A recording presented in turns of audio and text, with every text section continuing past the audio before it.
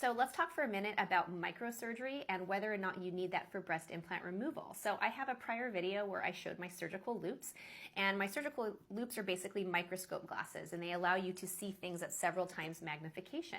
Sometimes in surgery we need even more magnification than that, and we use an actual microscope in the operating room. And there's multiple specialties in surgery who utilize microscopes for different reasons. So in plastic surgery, all plastic surgeons in the United States are trained in microsurgery. And the two areas in general that we use microsurgery the most in plastic surgery is going to be hand surgery and free flaps, and occasionally with nerve surgery. So with hand surgery, if we're sewing someone's fingertip off that they cut off accidentally, we have to sew together very, very tiny blood vessels and nerves that are often less than a millimeter in size. And the microscope is vital to do that. And we use very tiny sutures that you really have a hard time seeing with the naked eye. And we also use the microscope with free flaps. And a free flap is where we remove tissue from one area of your body and move it somewhere new to repair a wound or a defect caused by trauma or cancer.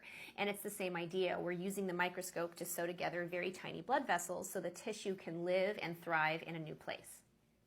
So I've had some patients send me information they found online, and there seems to be a belief in the breast implant removal community that you need a microsurgeon to remove your implants, and that somehow the microsurgeon is using the microscope to chase down tiny pieces of silicone throughout the breast tissue, and that just isn't the case.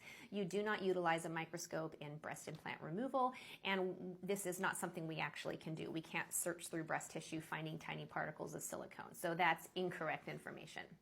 So like I said, microsurgery is something all plastic surgeons train in, and there's even additional fellowships in microsurgery you can do that heavily focus on free flaps, often some of the more interesting, unique free flaps. And my partner Elise did one of those fellowships, and it's just an amazing area of plastic surgery, but no, it is not needed for breast implant removal and not for removal of capsules.